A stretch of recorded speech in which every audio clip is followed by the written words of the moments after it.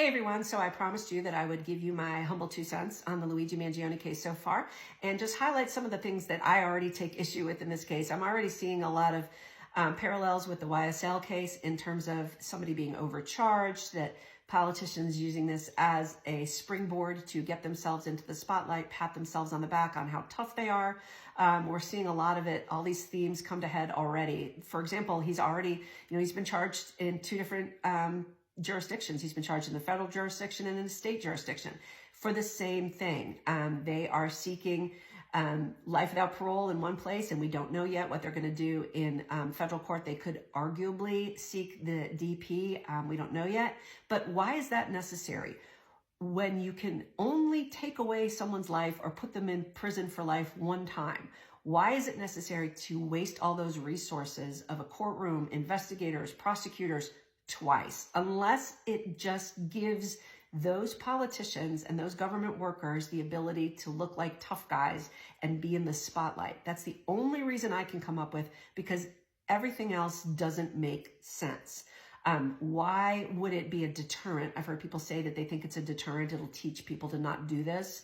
No, people already know that unaliving people is bad. They know that if they get caught, they will get in deep trouble. I don't personally think anybody chooses where to unalive someone or in what manner, depending on whether the DP is on the table or not. So it's not really a deterrent. It's not going to make people want to do it less because they've seen what happened to Luigi. Also, I take issue with the fact that he was charged with terrorism. In my personal view, I think this is a watering down of what we as Americans think of as terrorism. Yes, did he strike fear in people? Sure, allegedly. And, did he have a manifesto? Allegedly. But how is that any different than someone who, let's say, hunts homeless people or SEX workers? Those people are just as important as the CEO of an industry. And when you strike fear in a group of people, that's a terrible, terrible thing. But does it always require a charge like this? So in my view, this is purely because of the publicity, that they're just slapping as many charges on him as they can, even if they really don't apply. Let's talk about the perp walk, the walk that they took with him from the helicopter to the police unit to take him into custody. It was, press everywhere, people holding large pews, Mayor Eric Adams walking behind him with a tough guy look on his face. It was absurd. I heard somebody on the media say that it was like Lex Luthor was being taken into custody. I 100% agree. I hope that they are embarrassed by what they did there, because it had the opposite effect of anything that they wanted. First of all, people on social media, we're all savvy. We get it. We see through it. It was garbage from the get-go, this perp walk, and we're all laughing at you over doing this. Mayor Adams, we are laughing at you. You look like an idiot doing that. I heard them say that they were afraid that somebody might want to try to break him out, and so it was a show of strength. If you're worried about people trying to break him out of custody, why are we doing things so publicly? Why aren't we doing things discreetly, quietly, without showing everything to the world? I'm no law enforcement expert, but that seems like common sense to me. Again, huge waste of resources. We all see that. Surely those police officers and all those other people could be better used somewhere else.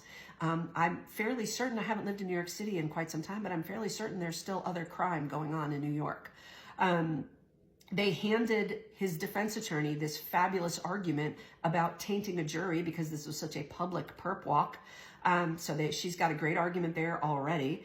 And if they are worried about jury nullification, and I talked about this in a prior video, if they're worried that there is so much public support for Luigi that they think a jury might actually find him not guilty, even if the evidence was overwhelming in the state's favor, if they're worried about that, why are they overcharging him and dragging him around in front of the press like this? Because all that's going to do for his supporters is make them even more upset.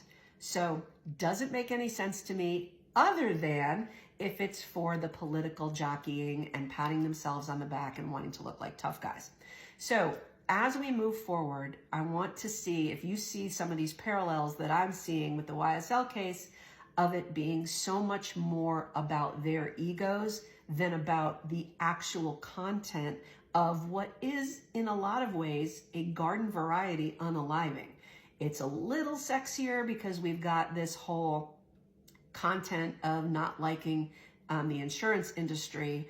But again, a question I want you to ask yourself going forward, would this have been the same if he had unalived a homeless person or an SEX worker, people that we often see lose their lives and they don't get splashed all over the front page of the New York Times?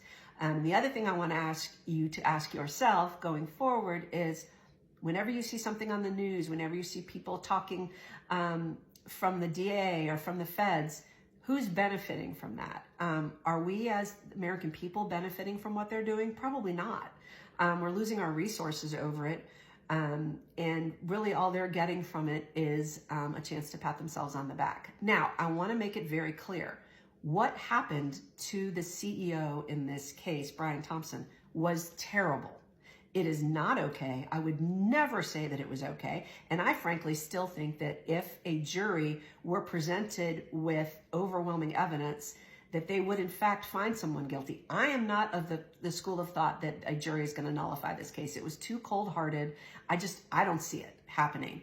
But what I do see is a whole bunch of politicians benefiting from this case already, and we're only a few weeks into it. So let me know your thoughts and I'll keep you updated.